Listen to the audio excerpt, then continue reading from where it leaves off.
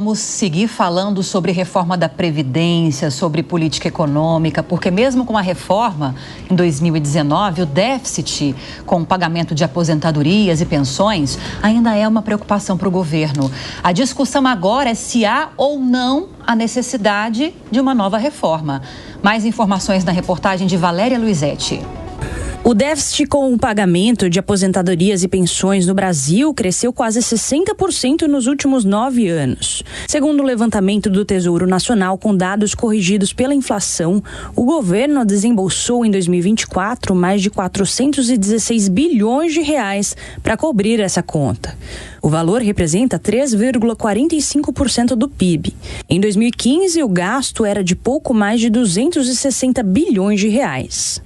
Mais de 70% desse déficit vem do INSS, que teve um saldo negativo de 304 bilhões e 600 milhões de reais, o equivalente a 2,52% do PIB, mesmo após a reforma da Previdência de 2019.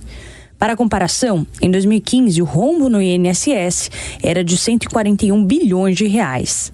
As despesas com a Previdência somaram 960 bilhões de reais em 2024, sendo a maior despesa primária do governo federal.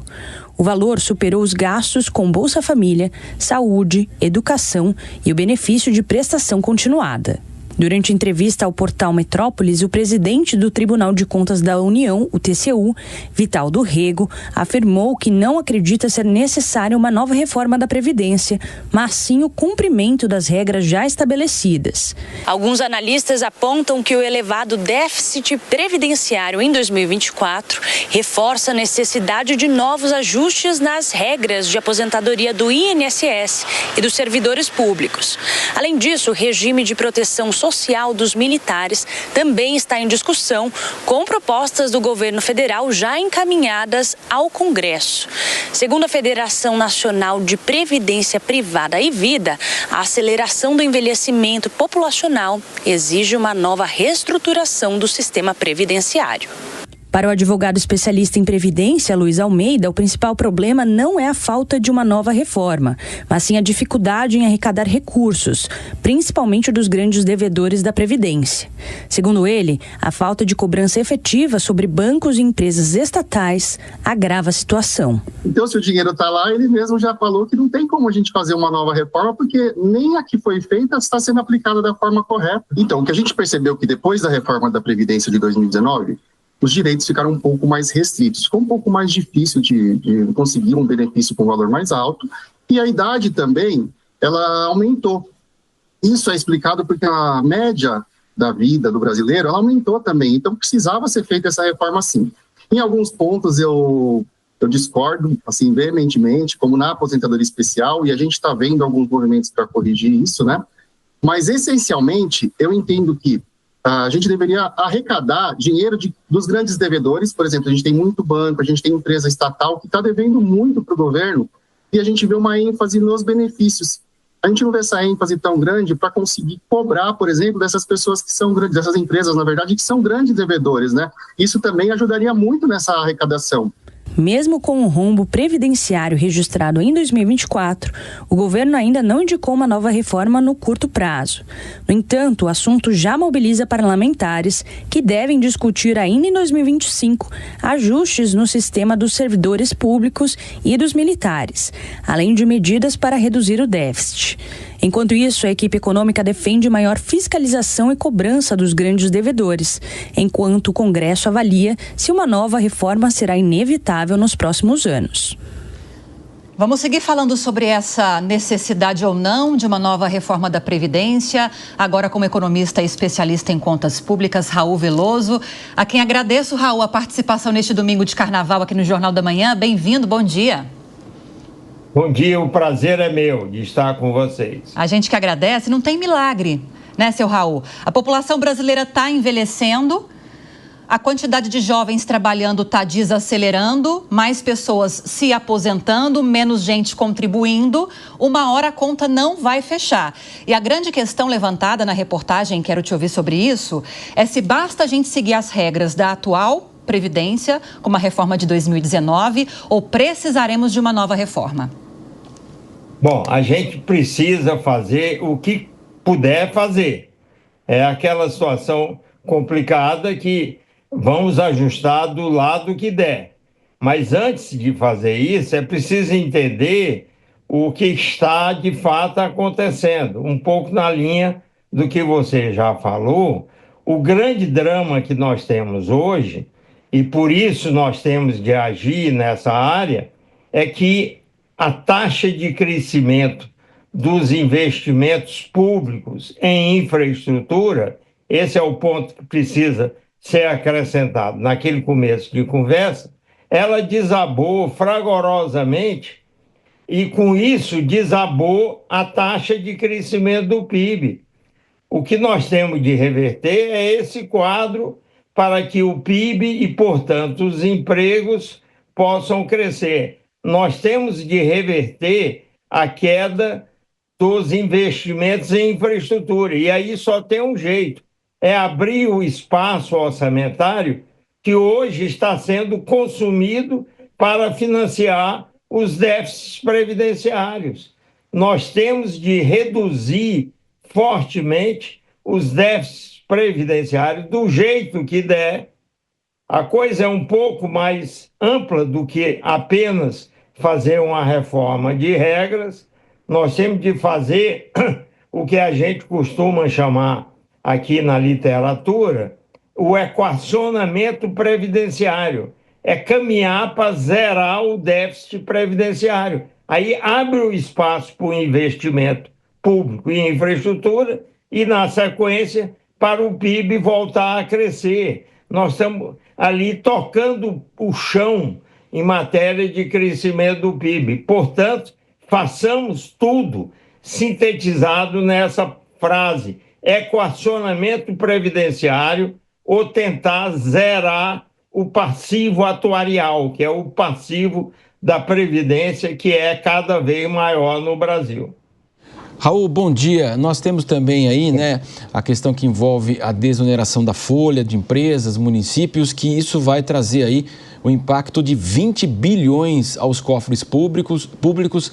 Nesta semana, inclusive, o ministro da Fazenda, Fernando Haddad, muito se fala da caixa preta do BNDES, ele rejeitou toda essa tese, que nada foi visto nisso, ele defendeu os investimentos do banco de investimentos justamente, mas ele garantiu o seguinte, que é escandalosa a situação do orçamento, justamente nos incentivos que são dados aí, portanto, pelo governo. Queria que o senhor falasse então da desoneração, incentivos. Bom dia.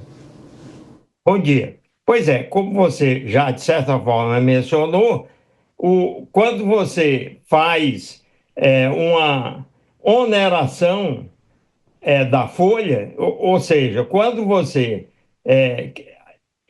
estreita o espaço, esse é que é o problema. Nós não podemos estreitar o espaço orçamentário do setor público, porque se eu estreitar esse espaço, tudo que eu fizer que vá na direção de estreitar o espaço orçamentário irá na direção errada, que é a direção de impedir que o setor público invista. E ele tem que investir, porque quem investe em infraestrutura do Brasil é o setor público. Se eu pudesse mostrar um gráfico comparando o investimento em infraestrutura pública e o privado, eu não preciso mostrar para dizer o seguinte: o privado é uma linha reta e o investimento público desabou fragorosamente nos últimos não sei quantos anos.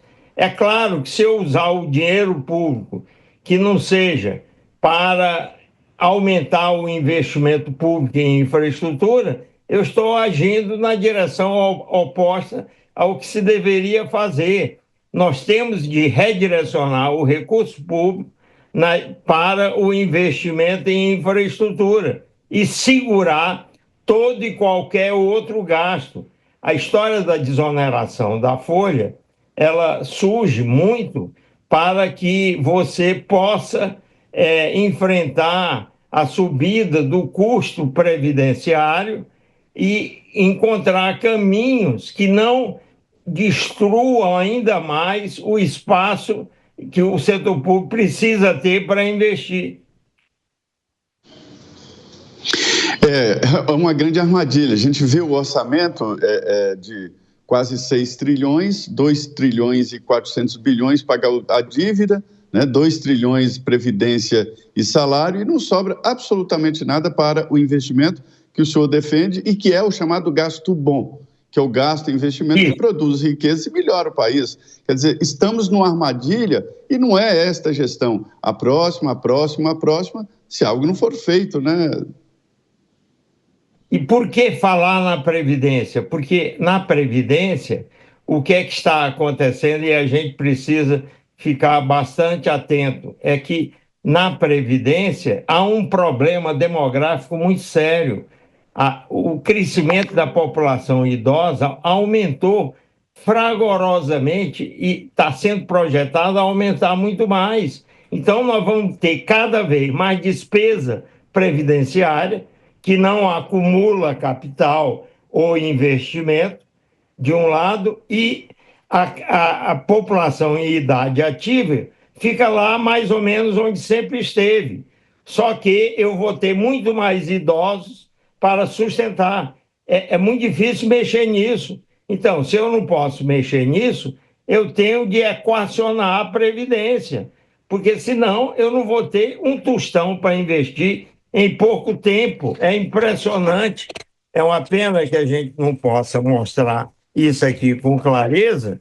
É impressionante como a taxa de crescimento dos investimentos públicos em infraestrutura caiu de algo que era em torno de 8% acima da inflação entre 2010 e 2015, e hoje está em valores negativos já há vários anos. Então, isso não pode acontecer, senão o país não cresce e não gera emprego. Não tem como crescer sem investir e, especificamente, investir em infraestrutura. Nós temos de arrumar a Previdência para que isso possa funcionar direito.